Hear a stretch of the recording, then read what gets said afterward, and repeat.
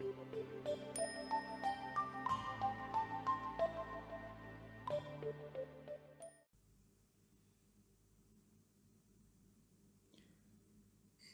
sejahtera umat sedharma semuanya. Terima kasih atas rahmat Tuhan Yang Maha Esa, belas kasih dari Buddha Maitreya, kebesaran dari Dwi Mahaguru Agung Secun dan Semu, lindungan dari ketiga yang Arya Sesepuh di Nirwana, bimbingan dan dukungan dari para sesepuh dan pandita. Pada kesempatan kali ini, Hoshe mendapat kesempatan mengikat jodoh baik bersama dengan umat sedharma semuanya. Pada hari yang berbahagia ini, umat sedharma semuanya, Hoshe mendapat kesempatan yang baik untuk bisa berbagi dengan umat sedharma semuanya mengenai keseharian merupakan wadah ketuhanan. Setiap hari kita semua melakukan rutinitas dari pagi hingga menjelang malam. Kadangkala ada yang dari malam hingga menjelang pagi, karena setiap orang memiliki rutinitas yang berbeda-beda. Semua itu dilakukan agar kita bisa meneruskan keberlangsungan kehidupan. Terkadang hal itu kita lakukan tanpa mempertimbangkan kembali lagi dampaknya. Hal yang ditakuti oleh setiap umat manusia yang ada di dunia, yaitu tidak mendapat makanan, pakaian, dan tempat tinggal. Ini yang ditakuti oleh manusia. Dengan singkat kata, kehidupan kita semuanya tidak jauh dari kata makanan, pakaian, dan tempat tinggal. Mungkin ini yang kita sebut sebagai kebutuhan hidup. Maka, kita semua sebagai pembina, kita diarahkan, kita dibimbing, jangan terlalu melihat hal itu begitu berat. Melihat boleh, lihat lebih tawar, bukan berarti meminta kita untuk melepaskan semuanya.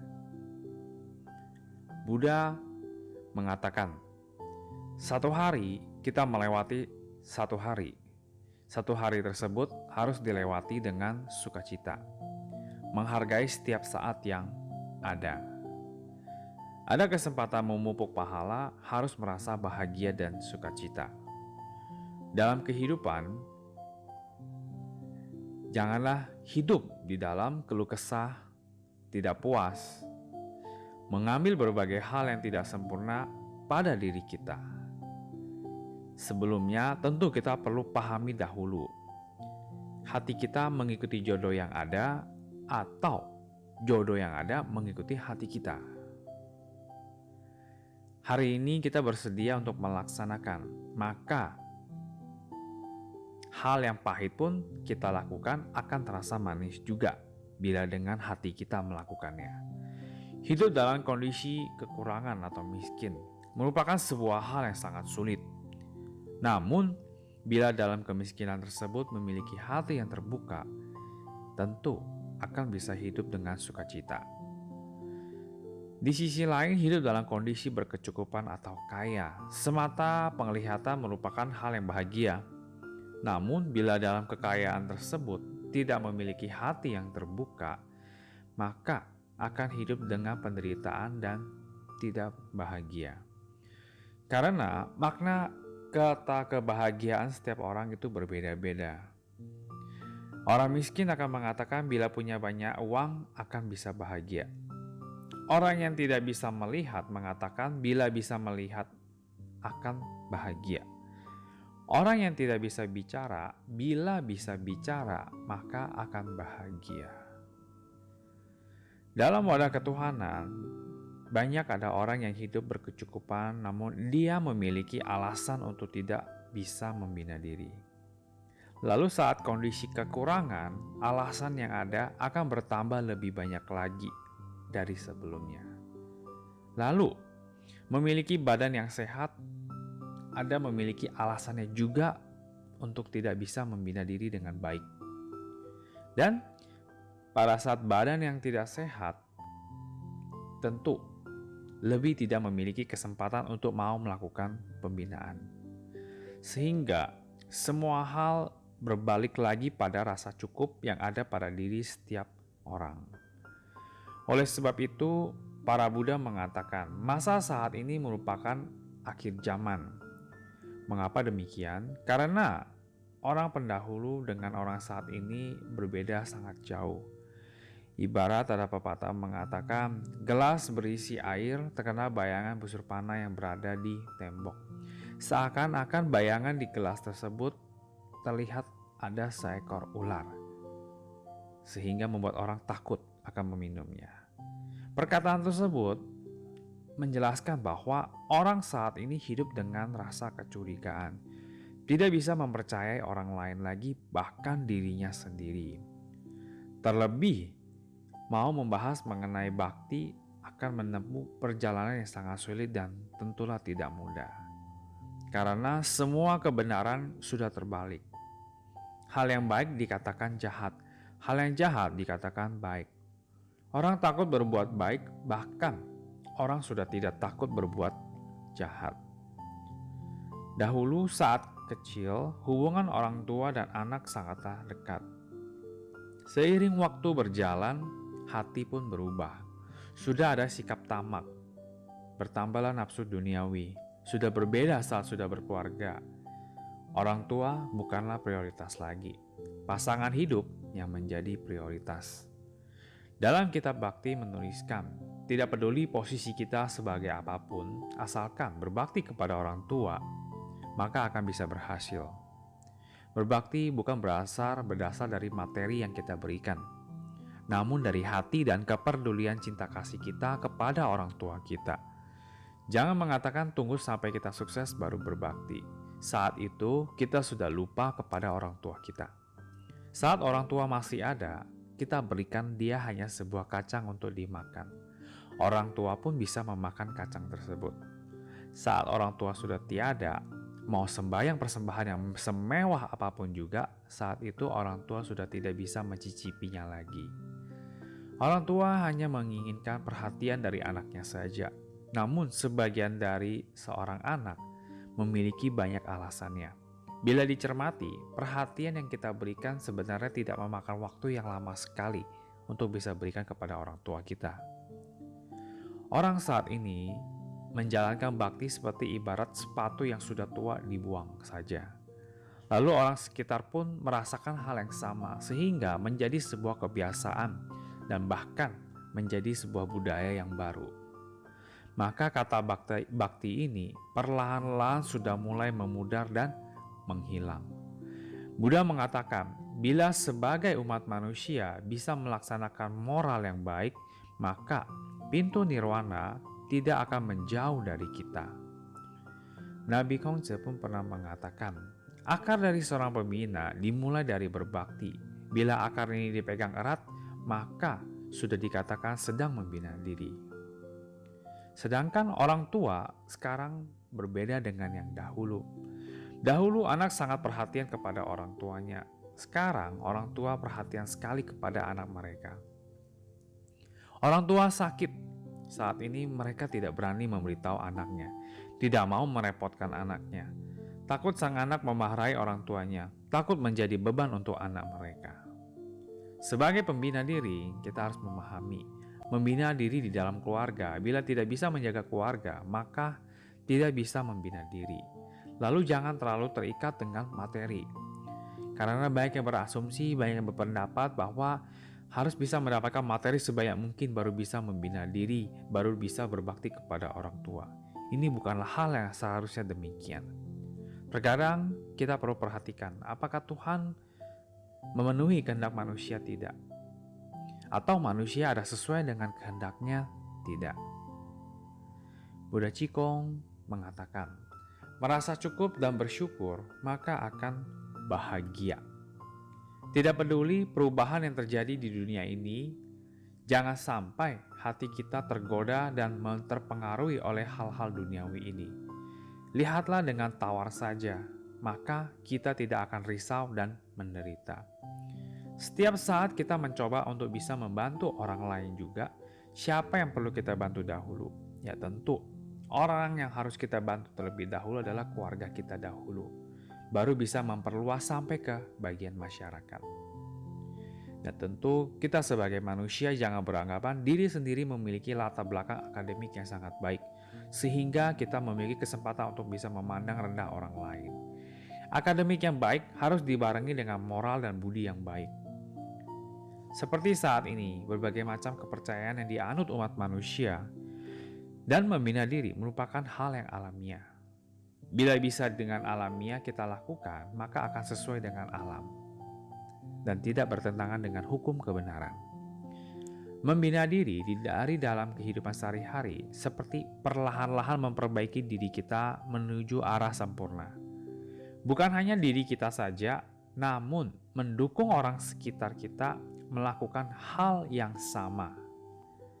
Membina diri tidak boleh melihat orang lain. Bila membina dengan demikian, maka akan mempersulit diri kita sendiri. Sila dan pantangan yang kita taati dalam membina diri merupakan hal positif yang dapat mendorong dan mendukung kita dalam membina. Bukan untuk mengekang kita, tidak ada yang bisa mengekang diri kita sebenarnya. Kita mengatakan sulit untuk bisa sampai tingkatan dari para Buddha. Tidak apa, asalkan kita jalankan kewajiban kita sebagai seorang anak berbakti kepada orang tua. Jangan suka membuat keluarga kita khawatir, jangan membuat pemerintah khawatir akan perilaku kita. Maka ini sudah salah satu dari seorang membina diri. Lalu bagaimana kita memupuk amal dan pahala? Bukannya hanya datang 2-3 kali ke wadah ketuhanan sudah disebut memupuk amal dan pahala. Satu hari tidak melakukan kesalahan, maka akan mendapatkan pahala. Satu hari tidak melakukan dosa, maka disebut budi luhur. Memupuk amal pahala antara ekstern dan intern harus bisa bersatu padu. Bila tidak bisa dimaksimalkan, kita perlu introspeksi diri dan bertobat. Apakah setiap hari kita ada bertobat? Setiap hari 3 kali kita sembahyang ada membaca naskah pertobatan. Setelah bertobat, namun masih ada melakukan kesalahan, maka sia-sialah yang kita tobatkan. Sebagai umat pembina diri, dalam kehidupan saat kondisi yang tidak menentu dan kacau ini, kita harus bisa berdiri dengan tegap dan menjadi contoh panutan. Dimulai dari kita untuk mempengaruhi yang lain. Jangan kita yang dipengaruhi oleh hal yang sudah terbalik kebenarannya. Buddha Chikong mengatakan, perluas kearifan kita, maka bisa melaksanakan berbagai macam hal baik dengan hati-hati dan tidak sembarangan. Buddha tidak pernah mengatakan kepada kita harus melepaskan hal duniawi, seperti meninggalkan keluarga, harta materi, dan lainnya untuk membina diri. Tidak demikian. Namun, sebagai seorang anak berbakti pada orang tua, suami istri saling setia, kakak adik saling menghormati, sesama teman saling mempercayai. Bila hal tersebut belum kita lakukan, segeralah lakukan. Bila hal tersebut sudah kita lakukan, maka sempurnakanlah lagi hal-hal tersebut. Semua umat memiliki akar pembinaan dan warisan budi luhur dari para pendahulu. Maka jangan pernah memandang rendah diri kita sendiri. Jangan ragu mengekspresikan kelebihan diri kita dan persembahkan dalam wadah ketuhanan. Dahulu kita dilintasi oleh pembawa dan penjamin kita. Sekarang kita memiliki kesempatan, kita juga bisa meneruskan kesempatan yang baik dan meneruskan semangat tersebut. Jangan hal yang berharga ini putus sampai diri kita saja. Pepatah mengatakan satu hari melakukan kebaikan. Kebaikan ini tentu dimulai dari diri kita. Buddha mengatakan, umat pria membina diri, iman dan prinsip haruslah kokoh. Umat wanita membina diri tidak boleh manja. Membina diri harus ada awal dan akhir. Jangan berhenti di tengah jalan, karena ini merupakan hal yang perlu setiap umat manusia lakukan. Anda tidak membina diri, belum tentu Anda lebih baik. Tapi bila Anda ada membina diri, pasti akan lebih baik. Asalkan memiliki kepercayaan, mau melakukan dan mau berlatih, pasti memiliki hasil yang baik. Kita semua mengetahui ketamakan, kebencian, dan kebodohan batin akan mendekatkan kita dengan pintu akhirat. Umat wanita paling ditakuti adalah keserakahan, kebencian, dan kebodohan batin. Umat wanita sangat mudah perasaan hatinya dipengaruhi. Maka bukan berarti meminta agar mereka lebih keras, bukan demikian. Namun mengingatkan saja agar memiliki pendirian yang kuat. Dalam satu keluarga diperlukan sikap saling menghormati, maka bisa harmonis. Dan selanjutnya akan bisa membawakan surgawi sampai ke duniawi. Anak muda jalankan bakti sebagai prioritas, menghormati orang tua dan yang lebih senior. Anak yang berbakti akan berrezeki. Suami dan istri saling setia. Kemajuan teknologi begitu cepat. Dalam komunikasi kita dapat berkomunikasi dengan orang siapapun saja tanpa batas. Tentu, tanpa batas ini akan juga memerankan suasana hati kita. Suasana hati kita tentunya juga cepat berubah-berubah. Suasana hati yang baik sangat akur dengan istri. Pada saat suasana hati tidak baik, akan berpendapat masing-masing ganti yang baru. Janganlah sampai terjadi hal demikian. Hal demikian ibarat seperti melompat ke dalam kubangan api. Sebagai seorang istri harus bisa memperhatikan keluarganya juga. Jangan hanya berfokus untuk mempercantik diri sendiri. Kehidupan demikian, ini akan menjatuhkan diri kita sendiri semua. Peranan yang kita perankan dengan tanggung jawab kita perankan sebaik mungkin. Anda sebagai petani, usahakan panen Anda baik. Anda sebagai pengusaha, berpikir bagaimana bisnis bisa baik dan maju. Jangan berbuat curang dalam menjalankan peranan kita masing-masing.